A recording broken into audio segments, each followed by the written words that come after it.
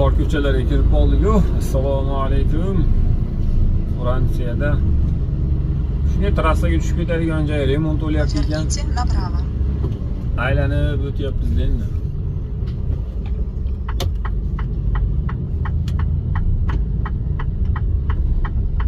Nimadan bursam orqam tegib qoladimi ekan?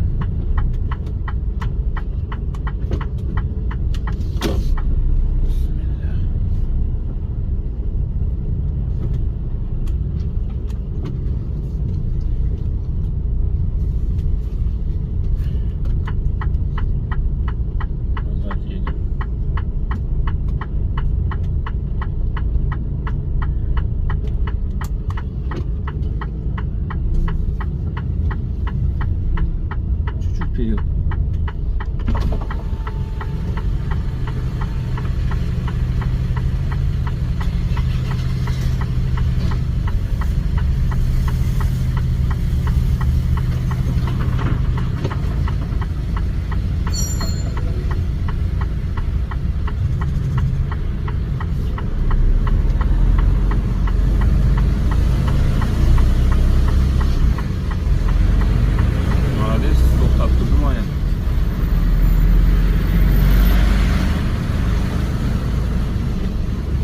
Haligi oldimizda turgan kichkina ekskavatorchaga ko'zim tegib qoladi deb qo'rqib tursam, yaxshi chiqib qoldim. Sho'pram yugurib keldi, olib turaymi deydi.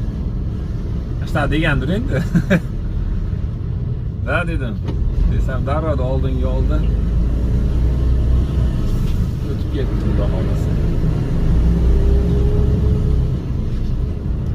Yaxshi bularda emas, endi hamma yerda ham haligi katta mashinalar, mashinalar poложенияларga kirganda ya kimdir shopir yugurib tushadi, tag'in yo'l ko'rsatadi. Davay deydi, haligi o'tyapsan, qaytyapsan deb. Ya bo'lsa hammasi atrofda to'xtaydi, Rossiyani olib. Ishini bitirib olsin deb. Signal chalmaydi, shashilmaydi. Siz haligindaqa nima desam bo'ladi? Endi yangi shopirlarda ko'proq bo'ladi, boshida bizda ham bo'lgan. Signal chalib shashiltirsa panika bo'ladi, baribir tezroq chiqishim kerak degan narsa, bosim bo'ladi. Ashtaga narsa umuman yo'q bular. 10 minut, 15 minutlab tursangiz ham nimagadir turibdi bu demak deydi tag'in. Signal chalmaydi. Tushunib. Поверните направо. Ishingizni bitirib o'tib ketganingizdan keyin На следующем повороте поверните направо. Bu yer ham yopiq ekan. Вашу мать. Hozir kelib meni tushuntiradi endi hozir.